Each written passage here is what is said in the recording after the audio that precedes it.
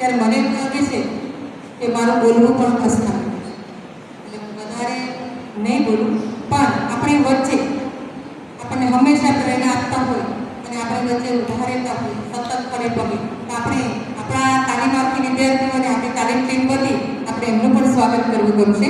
હું ડૉક્ટર ઇલુબેનને વિનંતી કરીશ કે તેઓ પ્રોફેસર રોહિણીબા જાડેજાનું પણ તમારાથી સ્વાગત કરે. નહીં હકદાર છે, બરાબર છે?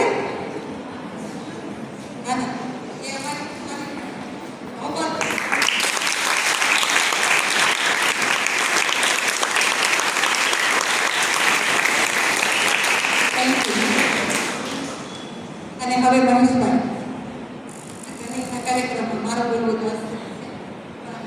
હવે પછી દીકરીઓ તમારો આપણી વચ્ચે રોહિણી મેડમ, આપણા પ્રોગ્રામ ઓફિસર અને અમારી આપણી